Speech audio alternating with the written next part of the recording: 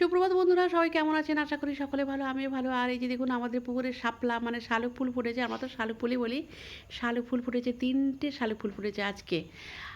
ঠিক আছে, তো আপনাদের একটু দেখানোর ইচ্ছে হলো। আর এই যে দেখুন তেলাপিয়া নাইলনটিকা মাছগুলো যে শাপলার পাশে শালুক ফুলের পাশে ঘোরাফেরা করছে। পুকুরে তো সকালবেলা মাছগুলো ঘোরাফেরা করে, পাঙাশ মাছও ঘোরে। তো এইখানে এখন নাইলনটিকা তেলাপিয়া আর একটু ওই পোনা মাছ রুই মাছ ফেলেছে, ওগুলোও আছে। তো যাই হোক, আর ছাদে এলাম, এই যে চালতাগুলো একটু দেখাচ্ছি আপনাদেরকে। হ্যাঁ, ছাদে এসেছি ফুল তুলতে। এই যে অ্যালামন্ডা একটাই আজকে ফুটেছে, কুড়ি অনেক হয়েছে।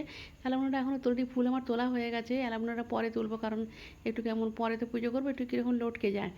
নয়নতারা, এটা আমার তুলসী গাছ, এই যে ফুল তুলে নিয়েছি। নয়নতারা পরে তুলবো, অপরাজিতাও তুলবো, আর অ্যালামন্ডাটাও পরে তুলবো। আজকে অ্যালামন্ডা একটা ফুটেছিল, 5-6টা করে ফোটে। তো ঠাকুরের বাসন হয়ে গেছে, সবই হয়ে গেছে। তারপর কেচেছি, অনেক অনেক কেচেছি, শুকিয়ে গেছে। এগুলো আবারও কেচেছি, ছেলের কেচেছি, আমার নিজের কেচেছি।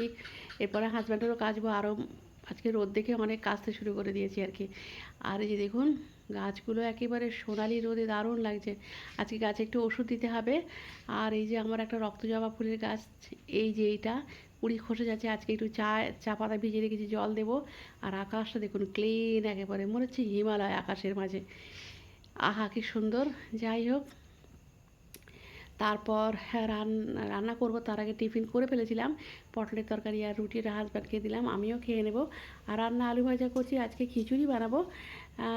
আর যে মাছ, এটা কালকের মাছ, পোনা মাছ আর ইলিশ মাছ। ইলিশ মাছ মাত্র একটাই আছে। আর এটা রান্না করে ফেললাম, খিচুড়িও করে ফেলেছি। এটা কাতলা মাছ ছিল, সরি।